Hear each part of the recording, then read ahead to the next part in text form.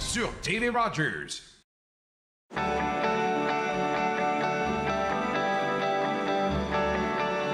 Vous regardez TV Rogers, Ottawa.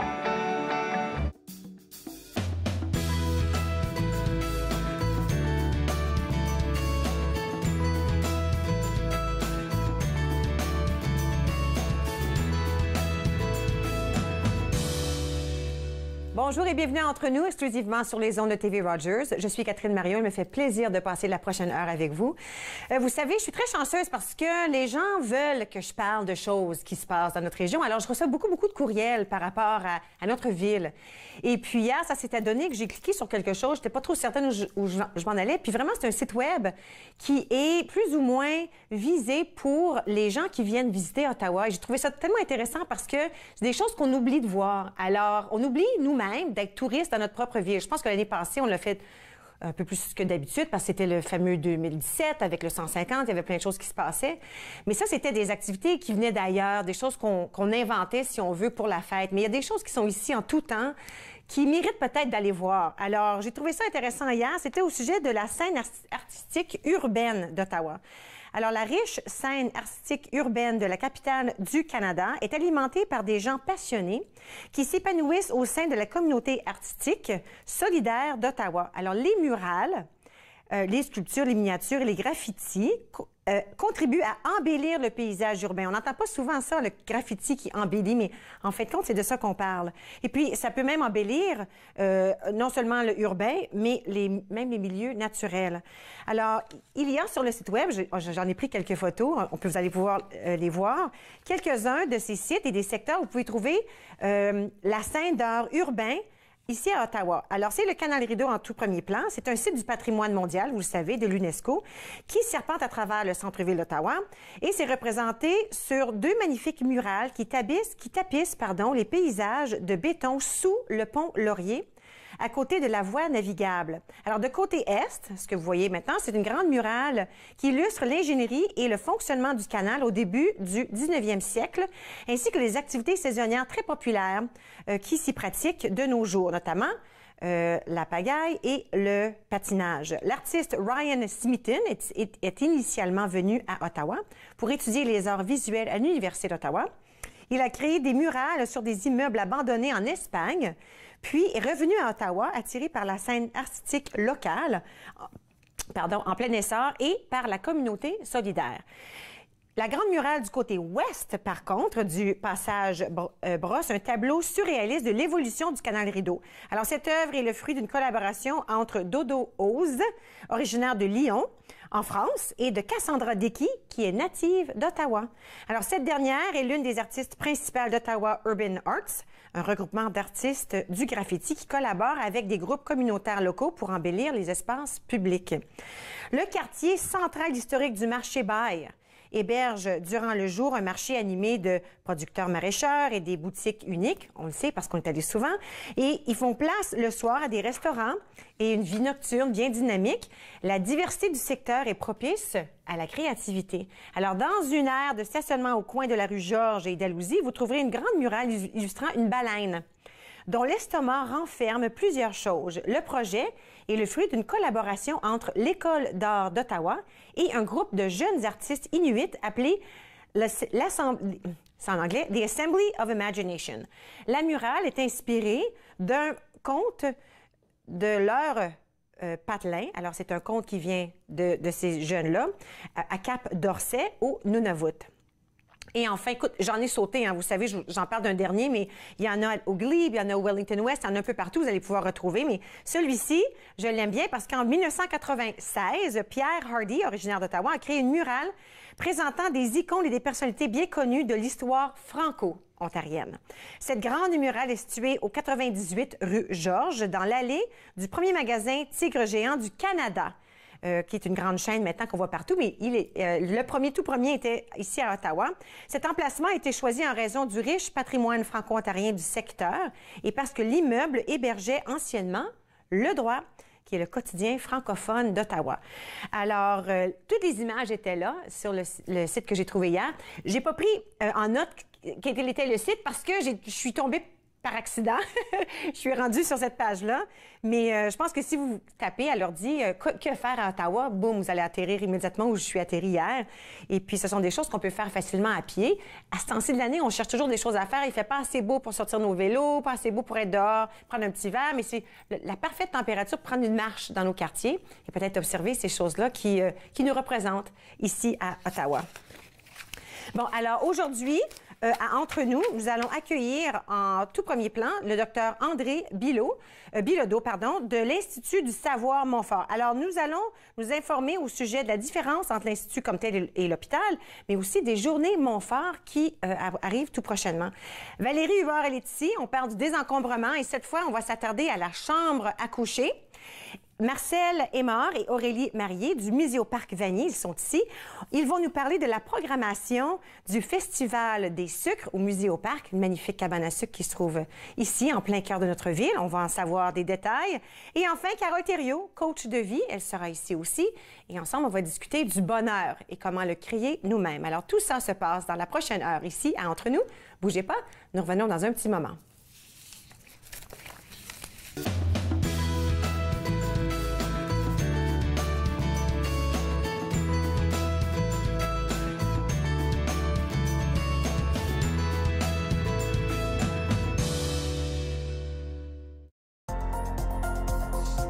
L'émission suivante vous est présentée par la télétransportée Rogers. Profitez du contenu exclusif gratuitement. Disponible au www.rogersanyplacetv.com. J'ai choisi TV Rogers parce que c'était dans mon champ d'intérêt, produire, réaliser, faire tout ce qui a trait à la télévision. Voir comment que ça se passait en arrière de l'écran, les caméras, le montage. Tu le sais pas quand tu commences à regarder la télé puis tu te dis, ben, il y a quelqu'un qui pèse sur un bouton qui fait « Hey ».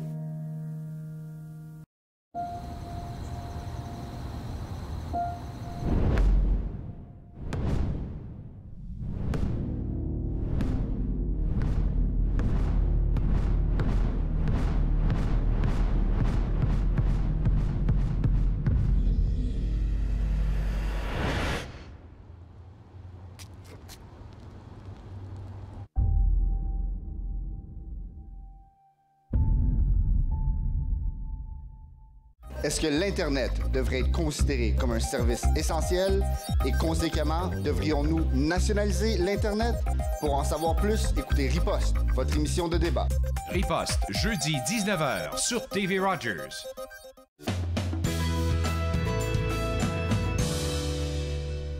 Vous êtes de retour entre nous sur les ondes de TV Rogers. Vous le connaissez bien, l'hôpital Montfort, on en est fiers dans notre région. On s'est battu très fort il y a déjà 20 ans pour qu'on puisse garder cet hôpital magnifique. Mais il y a plein de choses qui se passent à l'intérieur, si on veut, sous le parapluie de l'hôpital Montfort. Avec nous aujourd'hui, Dr André Bilodeau. Bonjour. Bonjour. Vous êtes de l'Institut du savoir Montfort. Oui. Qui fait partie de l'hôpital Montfort, mais il y a une distinction à faire entre les deux, n'est-ce pas? Oui, en fait, c'est une organisation apparentée. Là. On a été créé par l'hôpital il y a 3 ans. En fait, on était déjà préalablement dans l'hôpital pendant plusieurs années. Depuis le début des années 2000, on avait créé la direction des affaires universitaires à l'hôpital et il y a 3 ans, on a transformé la direction en une organisation avec un certain degré d'autonomie. L'Institut du savoir Montfort. Alors, si on veut s'attarder à ce que c'est, qu'est-ce que ça veut dire? Qu'est-ce que ça fait, l'Institut du Montfort? Institut du savoir, pardon. Ouais, en fait, c'est intéressant parce que c'est une organisation un petit peu unique. On connaît bien les instituts de recherche qui sont souvent associés aux hôpitaux.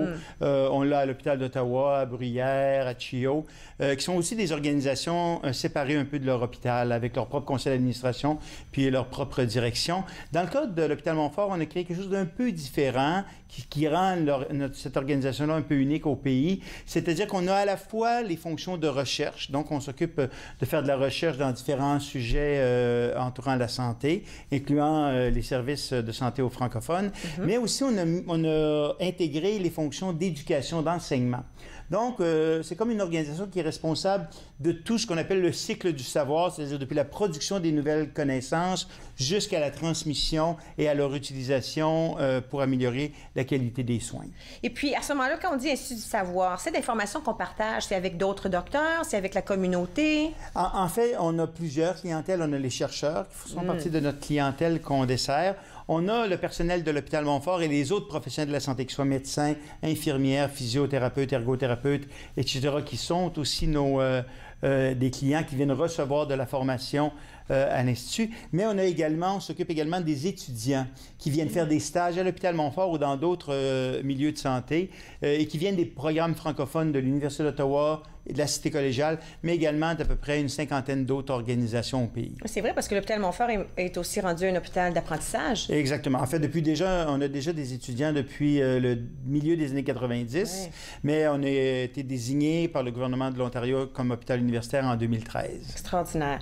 Alors, si on devait, on n'a peut-être pas le temps, mais si on devait parler de la mission, quelle est la mission, quel est le rôle de l'Institut du savoir? C'est vraiment de créer des nouvelles connaissances et d'aller chercher celles qui existent un peu partout dans le monde et de les rendre disponibles aux professionnels de la santé pour qu'ils puissent être le plus possible et le plus rapidement possible utilisés pour donner les meilleurs soins qui puissent être auprès de la population qu'on dessert. Maintenant, il y a des journées Montfort qui s'en viennent. Alors, pas juste une, il y en a que deux. Deux. C'est ça. En fait, on était à la 17e édition. Au début, c'était une seule journée qu'on avait pendant les premières années. Puis, au tournant des années 2010, on est passé d'une journée à 2 jours parce qu'on avait plus de personnes, plus de sujets à aborder. Donc, c'est en fait la plus importante conférence de formation médicale en français en dehors du Québec qui a lieu au Canada. On reçoit, bon an, mal an, autour de 150 à 200 participants qui viennent de la région, mais qui viennent également d'un peu partout en Ontario, du Québec et de certaines autres provinces. C'est une conférence en français. Et on aborde différents sujets de formation pertinents et d'actualité pour les médecins et les professionnels de la santé. Alors, ces journées-là se passent le 19 et le 20 avril. Exactement. Et puis, à travers de ces journées-là, est-ce qu'il y a plusieurs choses qui se passent dans les journées? Est-ce que les gens doivent s'inscrire? Comment est le déroulement de ces journées? Oui, en fait, la plupart des gens s'inscrivent aux 2 journées, mais peuvent aussi également s'inscrire à une seule journée. Alors, il y a un total de 35 conférences et ateliers qui sont d'une durée de 20 minutes jusqu'à plusieurs heures. Alors, il y a des ateliers qui durent plusieurs heures, comme un atelier qui s'appelle 911 au bureau, qui apprend à des médecins de famille, dans leur bureau privé, à réagir de façon efficace à des urgences qui pourraient se produire dans leur clinique. Alors, ça, c'est une formation qui dure, parce que c'est une formation en simulation avec des mannequins, des androïdes, donc qui prend un peu plus de temps, qui est un peu plus approfondie. Mais on a aussi des différents sujets qui sont de l'ordre de la conférence, soit de la conférence plénière, où est-ce qu'on donne la formation aux 200 personnes réunies, ou à des plus petits groupes au courant de la journée. Oui, parce que vous avez dit il y a plusieurs conférences qu'on voulait peut-être en mentionner quelques-unes. Bien, en fait, je pense que c'est intéressant de voir qu'il y a des sujets qui sont comme courants, qui sont toujours là dans les conférences médicales. Le diabète, l'insuffisance cardiaque, les problèmes urinaires. Vous savez, donc des sujets qui sont importants et qui le resteront toujours. Mais il y a aussi des sujets qui sont comme plus d'actualité. Comme cette année, on a une conférence sur le cannabis.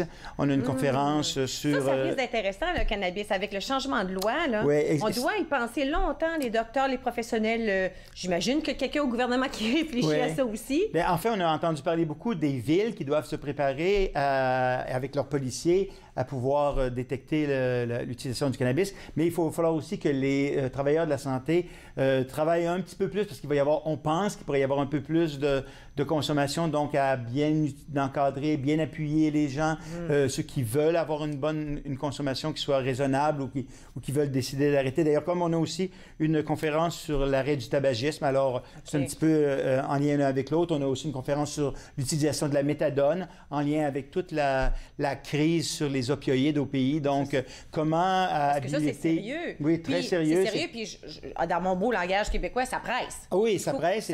C'est une crise de santé publique public. Donc, on veut que justement les médecins, les infirmières, les travailleurs de la santé soient mieux formés à intervenir, à utiliser la méthadone. Mais on a aussi un sujet comme la cyberintimidation, comment aider nos adolescents à résister et comment appuyer ou outiller les médecins, les infirmières, les travailleurs sociaux à intervenir auprès de ces personnes-là.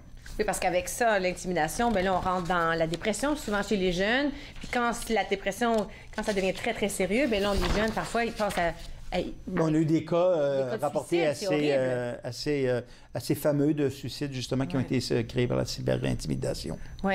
Vous en avez d'autres, là? Oui, bien, on a le TDAH, la gestion des commotions cérébrales, un sujet qu'on prend de plus en plus au sérieux, qu'on voit de plus en plus associé à plus de sports que seulement le football. Là, on le voit avec beaucoup d'autres sports, comme avec le soccer, qui est un des sports les plus pratiqués, mais qui, d'ailleurs, dans certains pays et certaines organisations, mettons, on interdit les coups de tête pour justement limiter les effets sur le cerveau des jeunes parce qu'ils sont dans une période où leur plasticité cérébrale, donc la capacité ou les risques sont plus élevés. À ce moment-là, si un docteur veut en savoir plus, disons, sur ça, les commotions cérébrales, ça veut dire que moi, comme parent, quand je vais aller voir mon docteur sera mieux outillé pour m'aider à savoir si mon fils en... Parce que ça nous est arrivé avec un de nos garçons, à savoir est-ce que c'est vraiment ça qui se passe, parce que c'est pas toujours évident. Alors ça aide les docteurs à pouvoir aider aussi le public, alors ça aide tout le monde. En fait, le but, c'est justement que les soins soient de meilleure qualité, en mieux préparant les professionnels de la santé, les médecins, infirmières et autres, à pouvoir donner des soins qui sont fondés sur la meilleure connaissance possible. Alors, quand je vous dis l'utilisation du savoir, c'est-à-dire des produits de la recherche, et les amener le plus rapidement possible sur le terrain des services pour que les patients, chacun des patients, puisse avoir les meilleurs soins possibles. Alors, est-ce que les gens doivent s'inscrire à l'avance? Alors, si quelqu'un nous écoute, un docteur, ça donne, là, est-ce qu'ils peuvent se joindre à ces conférences? Oui, en fait, les inscriptions sont ouvertes jusqu'au jour même. OK. On peut aller en ligne. Le site de l'hôpital, je pense que vous l'avez. hôpital-fort.com/JM, on l'a mis à l'écran. Exactement. Donc, on peut s'inscrire à une journée ou à une ou des 2 journées ou aux deux. On a aussi la possibilité, après ça, de rentrer en contact parce qu'on offre beaucoup d'autres formations tout au long de l'année à l'intérieur de nos murs auxquelles les médecins et les autres professionnels de la santé peuvent s'inscrire et qui sont disponibles pour l'ensemble de la population des professionnels de la santé. Extraordinaire. L'Institut du savoir, là, on comprend pourquoi. Exactement. Beaucoup de choses à apprendre. Merci beaucoup, Dr Bilodeau. Vraiment très intéressant. Je vous souhaite bonne chance avec ces journées Montfort et toutes les conférences qu'il y aura. Alors, ça se passe le 19 et le 20 avril. Si vous êtes dans le métier ou vous connaissez quelqu'un qui l'est, peut-être allez voir le site web hôpitalmontfort.com/JM, JM pour Journée Montfort. Nous allons prendre une toute petite pause et puis à notre tour, on va s'attarder aux chambres à coucher et au ménage. Restez avec moi, vous regardez Entre nous sur les ondes de TV Rogers.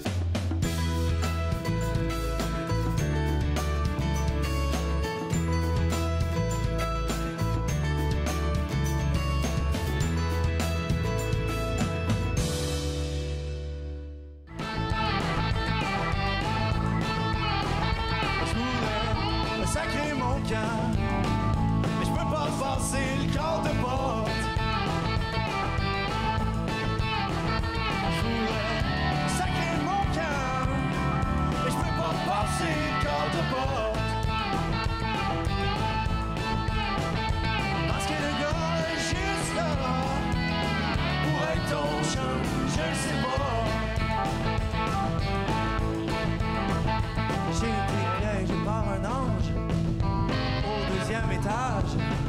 Si je pense que c'est un jour, je me fais pas prendre mon cage. Couvre ta fenêtre, ma belle, je me pousse en douce comme un voleur.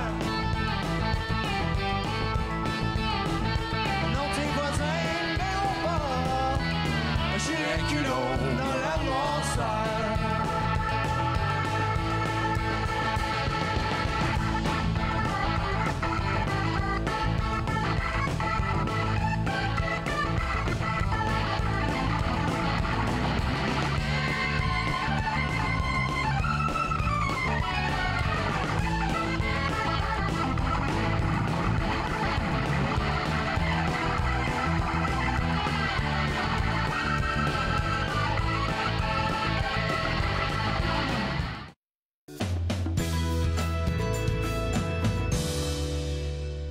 Vous êtes de retour entre nous sur les ondes de TV Rogers. C'est le printemps. Hein. On commence déjà à y penser, le grand ménage qu'on peut faire dans nos maisons. Mais il semble qu'on a toujours envie de faire ça à ce temps-ci de l'année. Valérie Huard nous aide aujourd'hui avec le désencombrement et cette fois de la chambre à coucher. Oui, tout à N'est-ce pas? fait. Parce que la chambre à coucher, c'est l'endroit le plus intime dans notre maison. C'est aussi, ça devrait être traité un peu comme notre sanctuaire où on peut aller relaxer, c'est là qu'on commence notre journée, qu'on finit notre journée majoritairement. Oui. Il y a comme, tu sais, l'énergie. Si on commence notre journée dans quelque chose d'encombré et tout ça, notre énergie va être plus basse, plus mélangée versus si on commence notre journée dans quelque chose qui est épuré et qui est vraiment comme notre sanctuaire. Donc, c'est vraiment important. Et ce qu'on oublie souvent, c'est qu'on demande à nos enfants d'avoir une chambre propre, mais on leur montre pas l'exemple. Oui, non, moi, je sais. Tout ce qu'on sait pas où ça va, là, où on met telle chose, bien, ça se ramasse dans ma chambre. Fait que là, à chaque semaine, je suis comme, pourquoi j'ai une pile d'affaires en avant de ma porte? Mais c'est le sac de Pâques ou de la Saint-Valentin, quelqu'un a oublié au sous-sol, ça se ramasse dans ma... Tout se ramasse dans ma chambre. Oui, parce qu'on amène là les choses qu'on veut pas que les enfants touchent. Ah, ouais, ça aussi. Fait que on se ramasse qu'on ne montre pas l'exemple. Non. Okay. Donc, quand on veut s'attaquer à la chambre à coucher, la première chose à faire, c'est de faire le lit. Ah oui. Ça paraît un peu anodin, mais il y a plusieurs raisons pour lesquelles on fait ça. La première, c'est qu'on va pouvoir s'en servir pour plier les vêtements par la suite, comme une surface plate. Oui. Mais aussi, ça va nous empêcher d'avoir tendance à aller prendre une sieste en plein milieu de notre désencombrement. Puis ça, je t'avoue que ce serait facile pour moi. J'adore les siestes. Et puis, quand notre lit est bien fait, les choses qui traînent aux alentours ont l'air plus pas à leur place. Plus évident. Oui, c'est vrai que c'est plus évident. Donc, ça va nous aider dans ce processus-là. Le premier endroit qu'on regarde le matin, sais-tu c'est où? Le premier endroit qu'on regarde le matin? Oui, on se réveille. Après le cadran? C'est notre table de chevet. OK, c'est ça, j'allais Donc, dire. Là, souvent, le cadran est sur la table de chevet. Oui. Donc, après avoir fait notre lit, on va faire la table de chevet. Sur la table de chevet, il ne devrait pas y avoir plus que 2 ou 3 items. Souvent, on en accumule beaucoup plus que ça. Il ne faut pas oublier que ce qu'on met à la table de chevet, c'est les choses qu'on a besoin quand on est dans notre lit. OK.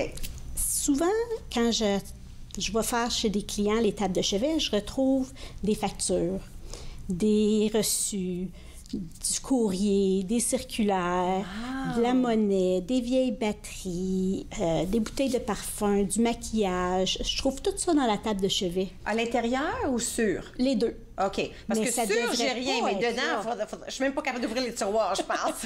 Ces choses-là, c'est pas des choses que j'ai besoin quand je suis dans mon lit. C'est vrai. Donc, c'est des choses qui pourraient être replacées ailleurs dans la maison. OK. Ce que j'ai besoin de mettre dans la table de chevet, c'est, mettons, si avant de me coucher ou le matin en me levant, je lis un livre avec des petites pensées.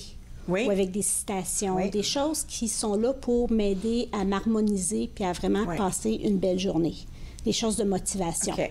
Et puis, sur la table de chevet, on va mettre les choses qui ne rentrent pas dans les tiroirs de la table de chevet. Donc, OK. si j'ai besoin d'un pot de crème que j'utilise vraiment tout le temps en me levant puis en me couchant, oui, je peux le mettre sur la table de chevet. On essaie de limiter à 2 ou 3 4 items. choses, moi.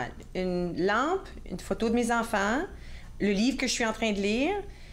Oh non, 5 choses. Un petit pot de crème mini, puis un diffuseur que j'aime, là, qui fait que j'aime ça là, quand ça sent m'endormir. Là. Fait que c'est 5 choses. Donc, mais c'est pas des grosses choses. Si le tiroir ouvrait, tu pourrais mettre ton livre et ton pot de crème dans ton tiroir. Ah, faut que je vide mon tiroir maintenant. Sac-idou, Valérie. Un petit projet pour la fin de OK, semaine. c'est beau, je m'attarde à ça. Donc, une fois qu'on a fait ça, on peut aller voir au niveau des vêtements. OK. Tu sais qu'on porte 80 du temps, seulement 20 de notre linge. Absolument, j'en doute pas. Donc, notre mission, c'est le 80 là, qu'on porte presque jamais, là, on veut s'en départir le plus possible. Oui. OK? On a parlé de Marie Kondo. Oui. Garder Je l'ai fait les dans mes vêtements. tiroirs, ça marche. Oui, garder les vêtements vraiment là, qu'on se sent belle dedans, là, qu'on se sent de bonne humeur quand on les met. Quand on va à la garde-robe, on commence du bas vers le haut. OK. On a tendance à commencer dans le haut. C'est vrai, puis là, on ça. arrive dans le bas, puis ça marche comme plus. OK. Donc, on commence à partir du bas. On commence souvent avec les souliers qui sont dans le bas. Ouais. On peut rajouter une petite étagère pour mettre 2 hauteurs de souliers. Ouais. J'aime aussi, il y a des bacs de plastique qu'on peut mettre 2 paires de souliers dedans qui sont ventilés. Ça garde nos souliers à l'abri de la poussière. OK. Et puis, on voit à travers. Moi, je les Donc, garde dans les boîtes. Je garde toutes mes souliers dans leur boîte. Puis là, je suis un peu une maniaque des souliers, là. Puis je prends une photo du soulier, j'imprime la photo, je le colle sur la boîte. Fait que je sais quel soulier dans chaque boîte. C'est excellent. C'est malade, mon affaire, un petit peu, là? Non, c'est OK. excellent. C'est excellent, c'est organisé, c'est parfait. Donc, quand on arrive au niveau de la barre avec les cintres. Oui, OK. Je ne sais pas si les gens l'ont fait à la maison. Quand on a parlé des 7 secrets, on a parlé de mettre les cintres à l'envers. Oui, une fois qu'on a mis le vêtement, hein? Oui. Non, toutes les mettre à l'envers, puis une fois qu'on a mis le vêtement, le remettre à l'endroit. À l'endroit, OK. Donc, si les gens ont fait ça, il y a 3 mois, quand on a parlé de ça, vous allez être capable de savoir quel vêtement vous n'avez pas porté pendant 3 mois de temps. Là, ça serait le Donc, temps de ça s'en va débarrasser. vous donner hein? un bon indice pour savoir quel vêtement laisser partir. Si vous ne l'avez pas fait, mettez tous vos vêtements sur les cintres à l'envers. Tournez le cintre de l'autre côté. Comme ça, en septembre, vous allez être bon pour dire quel vêtement j'ai porté, quel vêtement j'ai pas porté. Bonne idée. Au niveau de la tablette juste au-dessus, on essaie d'avoir 2 tablettes. Parce que souvent, on empile trop, puis là, on arrive pour prendre quelque chose, puis ça déboule. Tout tombe, oui. Donc, avoir 2 tablettes nous permet d'utiliser plus efficacement l'espace dans le haut de la garde-robe. On essaie d'avoir des contenants transparents pour bien voir qu'est-ce qu'on a mis dedans. Parce que souvent, on va avoir... J'ai plein de foulards, par exemple. Bien, je peux les mettre dans un bac transparent et les mettre là. Je vois sont où mes foulards, au lieu d'avoir toutes des petites choses éparpillées ici et là. Utiliser l'espace de façon verticale. Des fois, de plus en plus, les portes de garde-robe, c'est plus les portes qui plient en 2 accordéons, mais c'est une vraie porte. On peut mettre un support, comme les supports à souliers là, transparents avec des pochettes. On peut accrocher ça à cet endroit-là. Et puis derrière la porte. Oui, et on peut s'en servir soit pour mettre les foulards, soit pour mettre les bijoux, soit pour mettre les ceintures roulées, soit pour mettre les bas. Fait qu'il y a toutes sortes d'autres choses qu'on peut s'en servir autres que mettre des souliers. Puis ça nous permet vraiment d'utiliser un bel espace vertical. Bonne idée. Il faut être créatif aussi. Ajouter des crochets dans les espaces vides où on peut accrocher nos bourses, par exemple. Où on peut accrocher, ou sinon les ceintures si on les a pas mis à l'arrière de la porte et tout ça. Si c'est le temps de faire le ménage de notre chambre, là, est-ce qu'on devrait essayer de tout faire ça dans un jour, un week-end? Non, hein, non. OK. Faites la table de chevet, ça, c'est un projet. OK. On y va par projet. Alors, table de chevet. Oui, la table de chevet, c'est un projet. Le linge, ça dépend combien de vêtements on a. Hein? Oui. On peut faire la garde-robe une journée. Faire une garde-robe, ça prend à peu près 3 heures. Oui. À peu près. Sûrement. Donc, il faut savoir du temps devant nous parce que c'est pas le temps de commencer à sortir. Puis là, c'est l'heure de se coucher, puis tout est sur le lit. Exactement. Non. OK. Donc, ça fonctionne. Alors, si on y va par projet. Oui. Pour ce qui est des meubles à tiroir, on peut faire un tiroir à la fois. Donc, ça va donner des projets d'environ une demi-heure. Oui, puis si on le fait de cette façon-là, on est moins stressé, moins déprimé. La job n'a pas l'air aussi énorme. Si on va par un petit compartiment, si on veut, là, des petites jobines. Exactement. On finit par le faire quand même. Si on s'attarde à ça une soirée ou une fin de semaine, d'ici un mois, on pourra avoir une belle chambre où on est, oui, tout à fait. Zen. Tout à fait. C'est ça qu'on veut, dans le fond, hein? Oui. Il me reste des petits trucs. OK, on y va rapidement. Vas-y. Quand on passe à travers les vêtements. Veux-tu que je mette ça comme ça? Oui. OK, je ne sais pas si on peut voir les gens vont voir. Donc, on va se demander, est-ce que j'ai porté les vêtements dans les derniers 6 mois? OK. Si oui, je l'essaye. Est-ce qu'il me fait? Oui. Est-ce que je suis prête à le porter dans la prochaine semaine? Si, soit qu'il ne me fait pas, ou soit que je ne suis pas prête à le porter dans la prochaine semaine, il devrait aller dans la pile à donner. OK. Si je ne suis pas prête à le porter dans la prochaine semaine parce que je vais me demander, est-ce que c'est un ensemble chic pour des soirées occasionnelles? OK. Si oui, à ce moment-là, je peux le garder. OK. Sinon, je le laisse partir. Pour si je ne l'ai pas porté dans les 6 mois, dans l'autre côté, est-ce que c'est parce qu'il est abîmé? Est-ce que c'est parce que j'ai besoin de recoudre un bouton? Si oui, je le fais tout de suite. D'accord. Sinon, je le mets à la poubelle. Donc... Alors, il y a des moyens de savoir ce qu'on a porté, puis ce qu'on n'a pas porté, puis qu'est-ce qu'on devrait faire avec. Exactement. On peut trouver ça aussi sur ton site web, hein, tous ces trucs-là? Oui. Abode, htstaging.ca? Oui. Et la meilleure façon, c'est de me téléphoner. Encore mieux. Oui, parce que je réponds au téléphone, c'est pas ma boîte vocale qui répond. C'est toi qui réponds. Oui. Puis les gens peuvent toujours aller te voir pour avoir des conseils et de l'aide. avec Oui. leur gros ménage. Tout à fait. Super. Merci beaucoup. Tu me donnes le goût parce que je te l'ai dit, hein, on a commencé ça, nous autres, la chambre à coucher. Là. Ça s'en vient. Je vais t'envoyer une photo quand ça va être fini. Ah, je te super, montrerai pas le j'ai hâte de avant voir parce que ça. j'aurais honte. Mais oui. Non, le avant, c'est Oui, non, horrible. c'est le fun. Les avant-après, c'est là OK. qu'on voit la grosse différence. OK. Juste à toi, je vais le montrer. OK. C'est beau? OK. Nous allons prendre une toute petite pause. Merci, Valérie. Après le retour de la pause, nous allons parler du Festival des sucres au Musée au Parc. Restez avec moi. Vous regardez Entre nous sur les ondes de TV Rogers.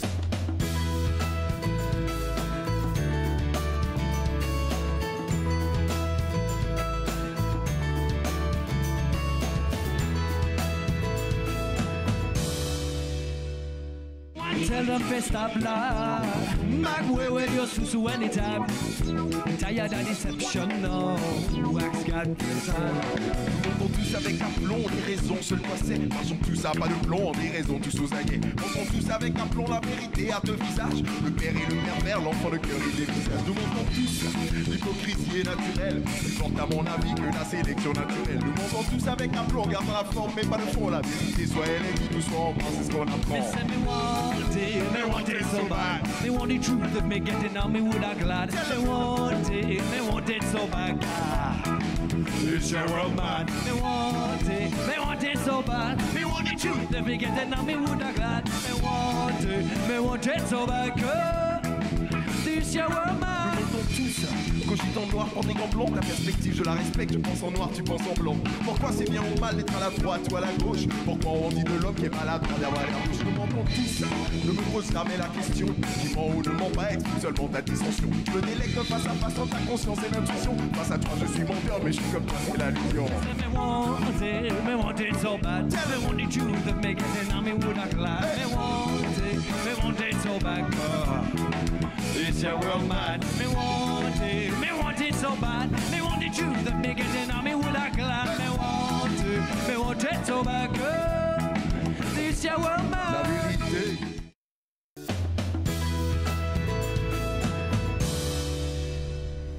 Vous êtes de retour entre nous sur les ondes de TV Rogers. C'est le temps de l'année, n'est-ce pas? Pas seulement le ménage, mais c'est le temps des sucres.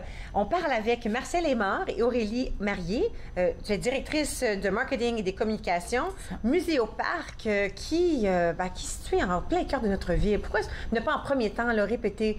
Où est cette magnifique cabane à sucre? Ben alors, effectivement, on est en plein cœur d'Ottawa, puis c'est pas mal quelque chose d'unique, puis c'est un grand plaisir pour nous de travailler dans cet espace-là. Le quartier Vanier. C'est ça, le quartier Vanier. On a notre érablière, on a une cabane à sucre, on a notre petit musée à côté, et puis c'est ça, on est juste à côté du centre-ville à Vanier. Puis ce que les gens doivent comprendre, c'est que la cabane à sucre est là, le sirop d'érable provient des arbres qui sont juste à côté. C'est pas une cabane à sucre où vous faites venir des choses. Là. Ça se passe là. La cuisson du brunch du temps des sucres, tout se fait sur place. Ouais, non, c'est magnifique. C'était juste un petit bois là, qui a été aménagé par... Ça fait longtemps qu'il était aménagé par les Pères Blancs qui étaient là à l'origine. Mais c'est une petite forêt en plein milieu d'Ottawa. C'est extraordinaire. Super beau. Maintenant, il y a plein de choses qui se passent. En premier temps, il y a la soupe Splash qui s'en vient. C'est ça, c'est une activité? C'est ça. Dans la semaine du festival, en fait, on étend ça sur quelques jours. On commence le festival traditionnellement, en fait, depuis 12 ans, avec le Soup Splash. C'est quand ce festival-là? C'est quoi les dates? C'est du 3 au 8 avril, puis le Soup Splash, justement, ça va être le mardi 3. OK. À partir de 5h30, 17h30 en soirée, jusqu'à 19h30 à peu près. Une compétition de soupe avec comme produit obligatoire l'érable. Donc, il y a différents restaurateurs locaux de la région d'Ottawa et aussi Gatineau qui viennent participer à la compétition. On a une dizaine de soupes à proposer. Les participants et on a 5 membres de jury aussi, dont Marcel va faire partie. Ouais.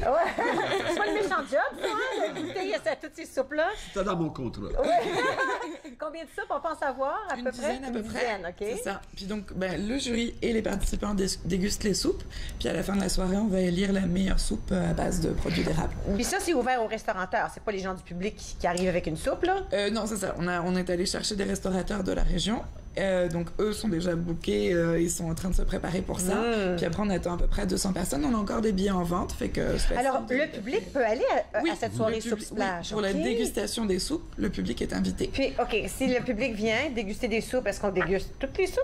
Oui, comme vous avez au choix, mais en principe, on prévoit un bol de soupe pour chaque personne. OK, alors, il ne faut pas manger pour 24 heures, 48 heures avant le soupe. Ça va être des petites bols. Ça va être des petits bols de soupe. Des petits bols de soupe.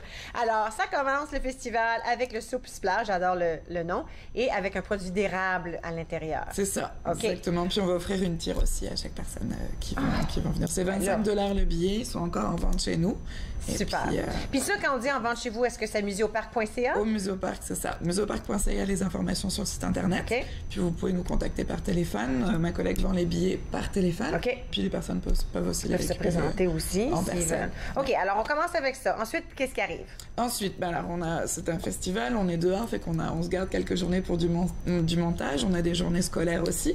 Mais après, les journées qui s'adressent au public, au grand public et à tout le monde, l'entrée du festival est gratuite d'ailleurs. C'est le samedi 7 avril et dimanche 8 avril, entre 10h le matin et 15h l'après-midi.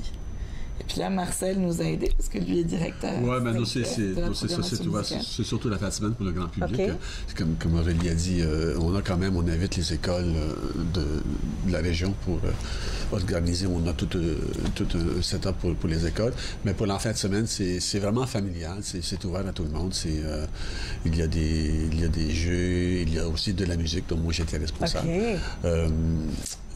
Cette année, j'ai essayé d'aller chercher quelque chose parce que moi, le festival, juste pour dire, c'est ce que je fais dans la vie, c'est programmer de la musique. Je fais pas partie vraiment de l'équipe de Muséoparc. Ils m'ont engagé pour ça. Je suis très fier. Merci beaucoup. Mais c'est ça, moi, quand on m'a invité de participer à ça, de concocter une programmation, c'est le Festival des sucres, ça me revient évidemment de la tradition. Oui. Comme ça, évidemment, c'est une tradition typiquement canadienne-française, si tu veux. C'est vrai. Mais c'est aussi, ça vient pour moi encore plus loin que ça. Pour moi, ça vient des Premières Nations, les Autochtones. C'est de là où on a appris ça. Tu sais, nous, les Blancs, on a la tendance fâcheuse de tout nous approprier, là, parce que... Oui. Puis, on a inventé la sirop d'érable, mais c'est pas nous, c'est ça vient pas de nous autres. Hein? C'est bon à se souvenir, ça. Parce qu'on dit toujours, moi, ma famille est québécoise, on dit toujours, c'est les meilleures cabanes à sucre, c'est celles, dans le fond, on assume toujours que c'est le fermier québécois quelque part. Mais ça venait quelque part quand même. Comme ça, pour moi, c'était important d'avoir on a de la musique et aussi au niveau de la parole, qui est toute une longue tradition au niveau de les contes.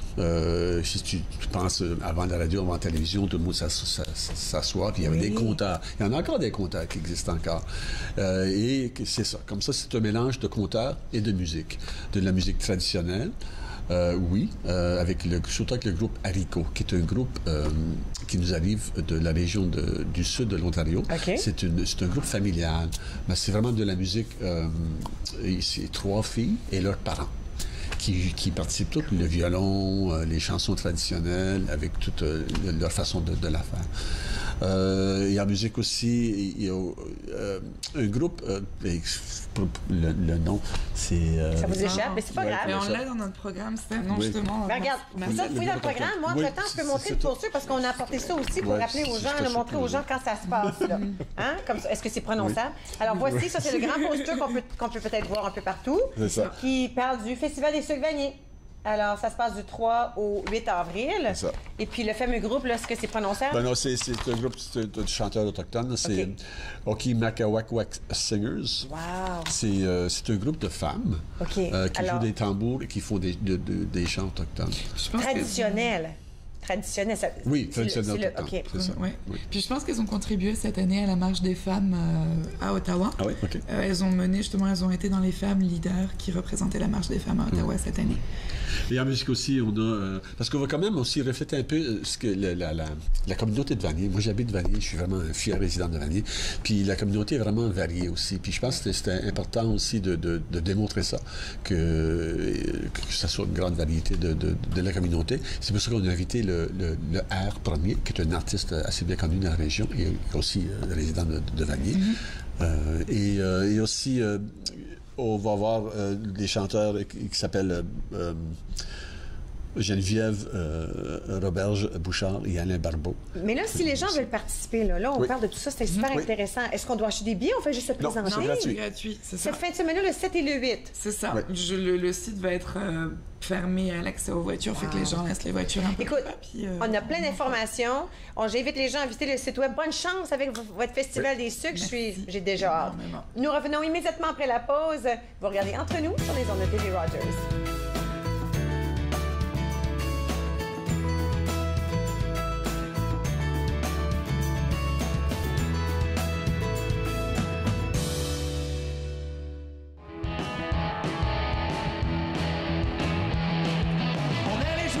Sur le bord du fleuve, tout frais sorti, tu troques la journée était neuve. Avec l'air de la mer puis une caisse de bière, on allait enfin exaucer nos prières. Alright!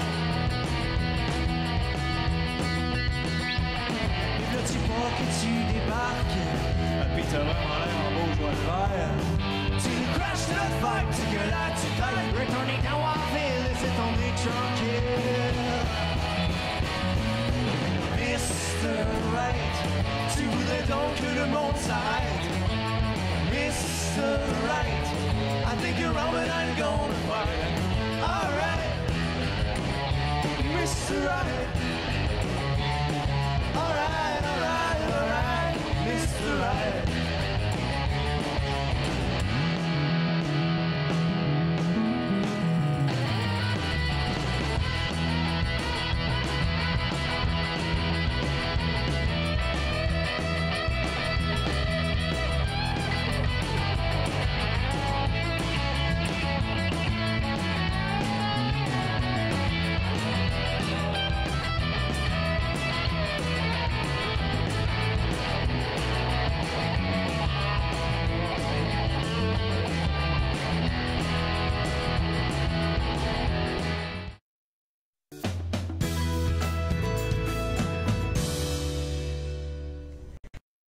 Sur les ondes de TV Rogers. On va parler du cerveau cette fois et comment le cerveau, parfois, il nous aide pas toujours. Carole Thériault, coach de vie, allô? Bonne année, c'est notre première visite depuis 2018. Hein? Absolument, bonne et heureuse année. Merci. Bonne et heureuse année à tous les téléspectateurs. Absolument, oui. Même si on est rendu février, c'est pas grave. C'est toujours le temps. Toujours. Là, on parle de maîtriser ses émotions, c'est toujours ça qu'on fait ensemble, mais là, on parle d'entraîner notre cerveau à accepter le bonheur. Oui, on veut vraiment on peut cultiver des états de bonheur, on peut entraîner notre cerveau à ça. Okay. En fait, mon inspiration, j'ai écrit un brin de sagesse à ce sujet-là au mois de février, mais c'est inspiré particulièrement, j'ai acheté ce livre-là avant la période des fêtes, parce qu'au début de chaque année, je choisis toujours un mot d'intention. Puis mon mot d'intention pour cette année, c'est joie. Alors, je souhaitais voir comment je pourrais intégrer plus de joie encore dans ma vie, parce qu'on peut toujours augmenter le niveau. Oui, c'est vrai.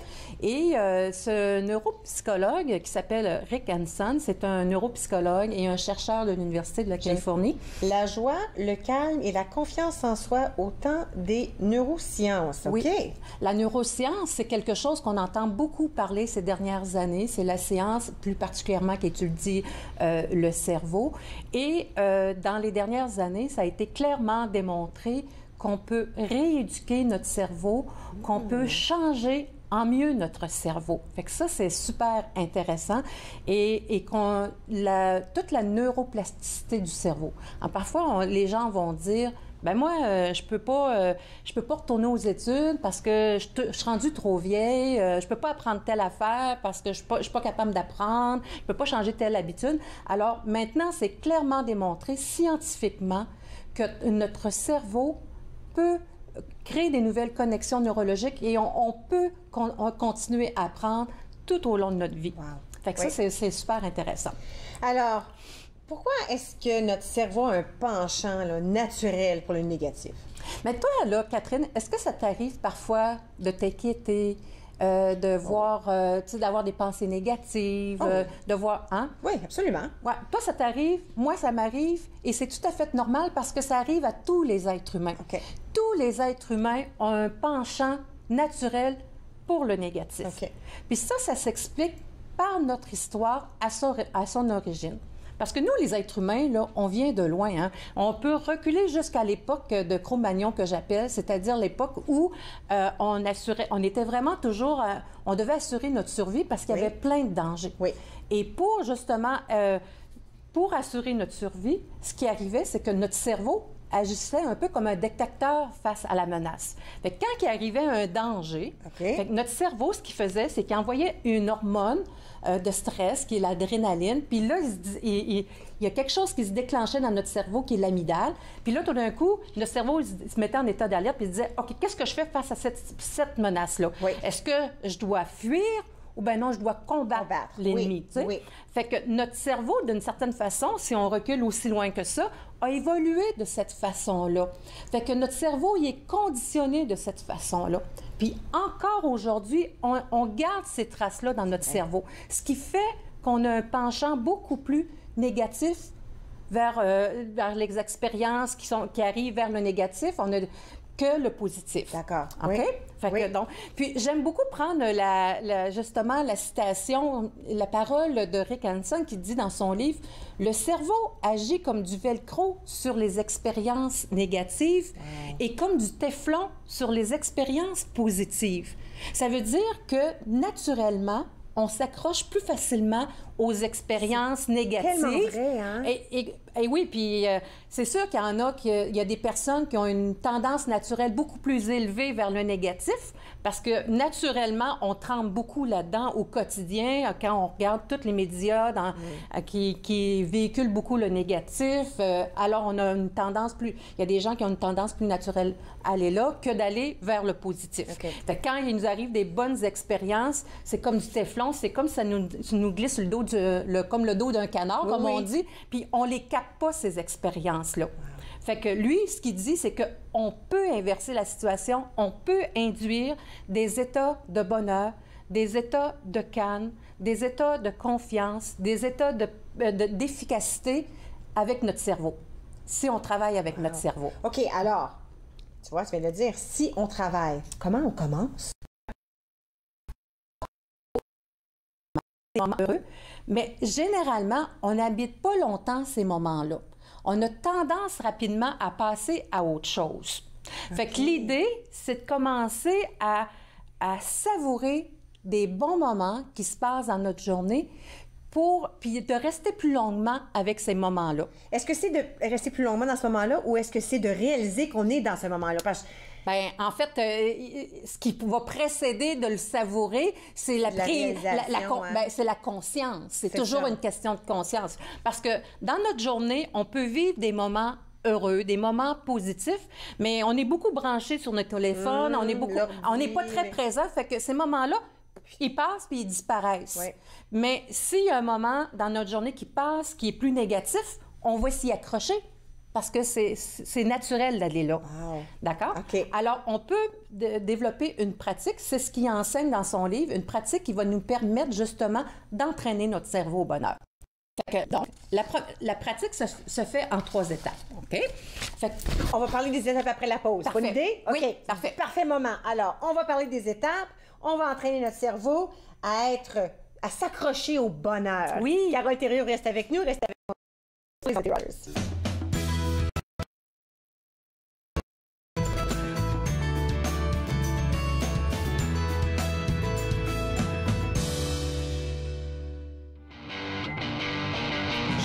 Après le temps et j'ai menti à la lune, j'ai couru après les mots et j'ai menti à ma plume, j'ai mis mon cœur sous les ciseaux et ma tête sur l'enclume entre le feu et mon marteau, je me suis forgé un costume.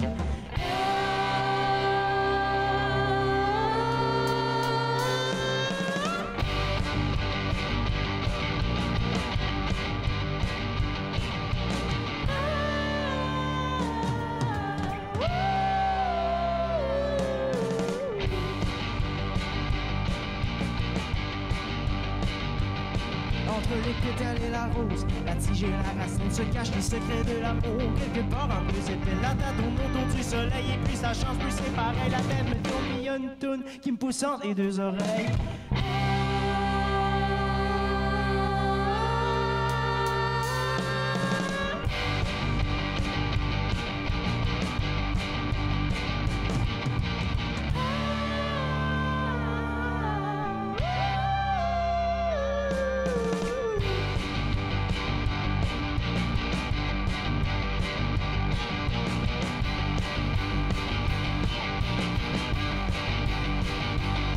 Que je fasse la guerre ou que je fasse l'amour, que je presse contre le pour, que je pogne la route ou que je pogne la trail en bout de ligne, tous les chemins se mettent. Le poignet sur le chemin du doute avec un flat sur la conscience. La mise à plat les bras puis les yeux plus gros que la...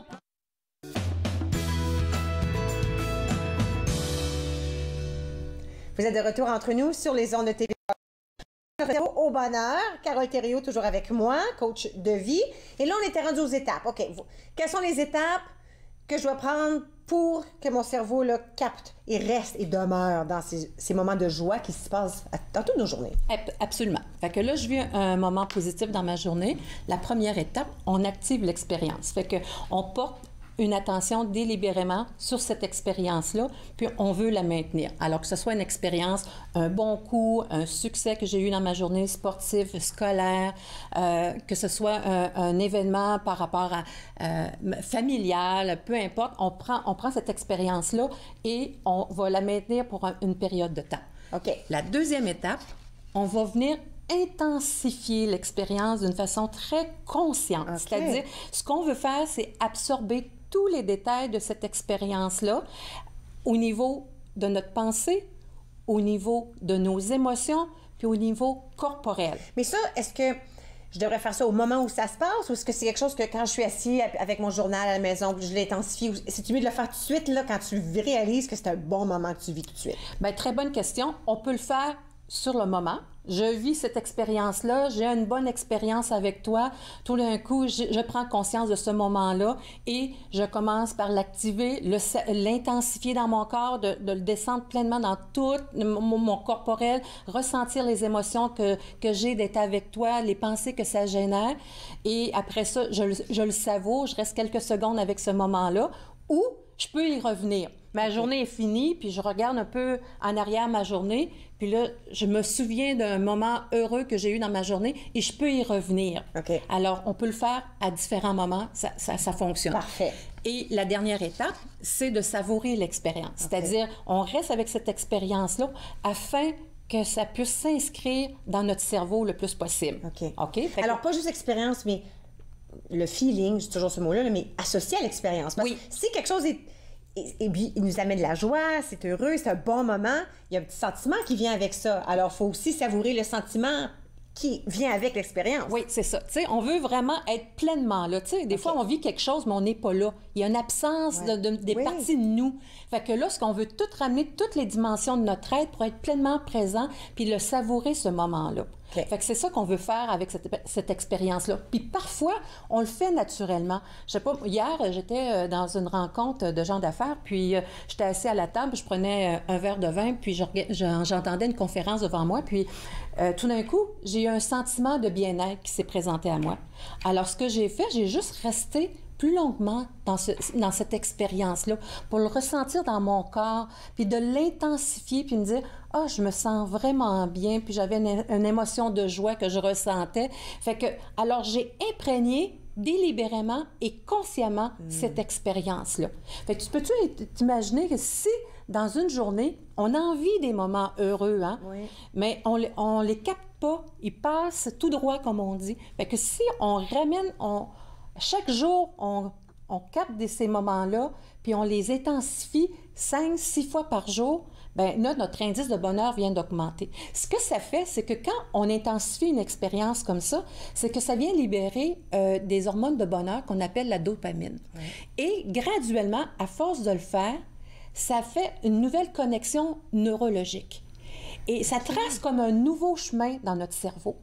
Fait que donc, à force de répéter cette expérience-là d'une façon intentionnelle, d'une façon répétée, d'une façon consciente, il y a une connexion qui se fait graduellement, il y a un chemin. C'est comme aller en forêt, tout d'un coup, il n'y a pas de piste, c'est vierge, puis graduellement, parce que je fais cet exercice-là, je commence à faire un chemin dans le bois, puis une petite piste, puis là, j'y reviens, puis à un moment donné, à force d'y revenir, c'est ça qui fait qu'il y a une connexion neurologique qui se fait, et ça se fait à 2 ans, 5 ans, 25 ans, 45 ans, 70 ans.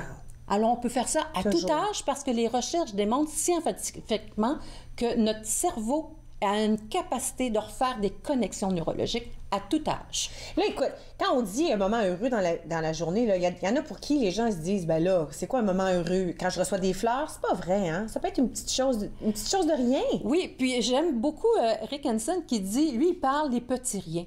Il y a plein de petits riens qui arrivent dans notre journée, qui ont une intensité peut-être de 2, 3 sur l'échelle de 10, par exemple. Mais si on prend le temps de s'arrêter, je suis assise, je suis en train d'envoyer un courriel, mon chat est là tout d'un coup, j'ai un sentiment de bien-être. Bien, je peux juste intensifier cette expérience-là puis en prendre conscience. Je suis assis avec ma famille, je suis en train de prendre un repas, on a un bel échange, je peux prendre cette expérience-là puis venir l'intensifier. J'ai un appel d'un ami qui m'a fait du bien, je peux venir intensifier cette expérience-là. Et la beauté, c'est qu'on peut prendre aussi des événements qui se passent dans notre journée, mais aussi on peut venir intensifier des expériences ressources qui ciblent vraiment des besoins spécifiques. Dans notre vie, on peut avoir manqué de certaines choses, on peut avoir manqué d'amour. Alors, on peut venir intensifier d'une façon volontaire des expériences d'amour, on peut les cultiver, les intégrer, qui fait que graduellement, on vient créer cette connexion-là. Alors, on peut intégrer des expériences ressources de calme pour les personnes qui sont anxieuses, on peut d'efficacité pour les personnes qui se sentent incompétentes. Alors, c'est là que la beauté de cet exercice-là prend tout son sens. Je te garde avec moi jusqu'à la fin. J'ai une question pour toi. Je me dis, est-ce que l'effet serait le même si moi-même, je décide de créer mon propre moment de bonheur et puis là, après ça, de l'enregistrer? On en parle après la pause.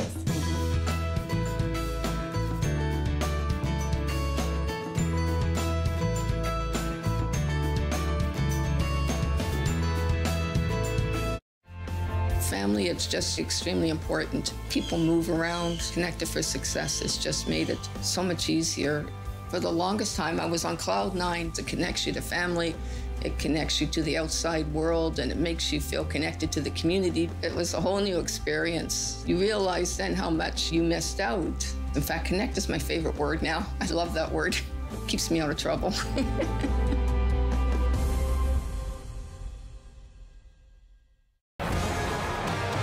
Première ronde des séries éliminatoires se poursuit alors que les Tigres de Victoriaville affronteront les Olympiques de Gatineau lors d'un 4e match. C'est un rendez-vous ce mercredi 19h30 sur TV Rogers.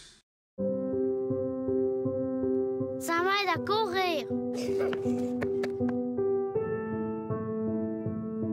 Ça m'aide à nager.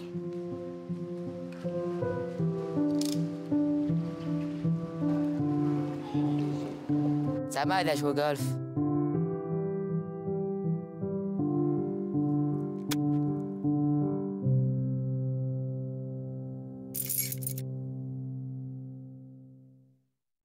À la prochaine émission de Ta carrière, ton histoire, on parle de leadership. Mathieu Gauthier et moi discutons comment devenir leader, pourquoi devenir leader, quel outil utiliser. C'est à ne pas manquer.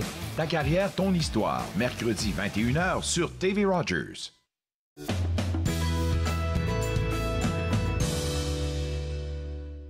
Entre nous, sur les ondes de TV Rogers, je souhaite remercier nos invités d'aujourd'hui, Dr Bilodeau, de l'Institut du Savoir Montfort, durait de dire ensemble, et Valérie Huard de Abode HT Staging, et enfin Marcel et Aurélie qui sont venus nous parler au sujet du musée au parc, mais en tout particulier le Festival des sucres. Je répète que ça se passe du 3 au 8.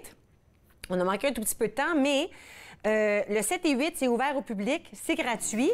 Avant de quitter, elle m'a dit, il y a même des chiens traîneaux, des activités pour des enfants, du bricolage, le maquillage au visage.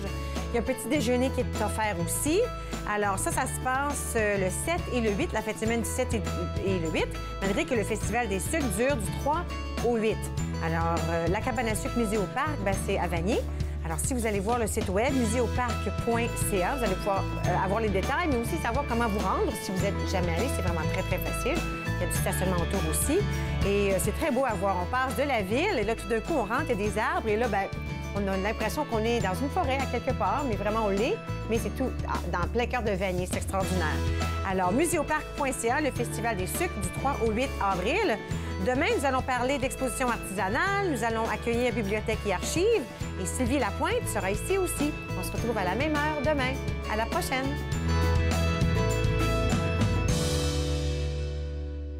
Faites-nous part de vos commentaires en composant le 613-521-2323 par courriel sur Facebook et Twitter.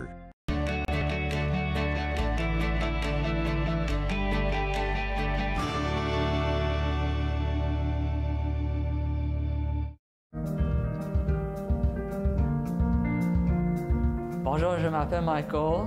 Mon spécialité, c'est faire la caméra. Les nouveaux bénévoles, quand ils ne savent pas quoi faire pendant le mobile ou n'importe quoi, comment bien rouler un câble, là, la personne, il dit « Va voir Michael parce que lui, il sait comment bien rouler. Si tu aimes faire des vidéos, tu peux venir à Rogers, tout à coup, il peut te montrer comment bien monter un bon reportage. »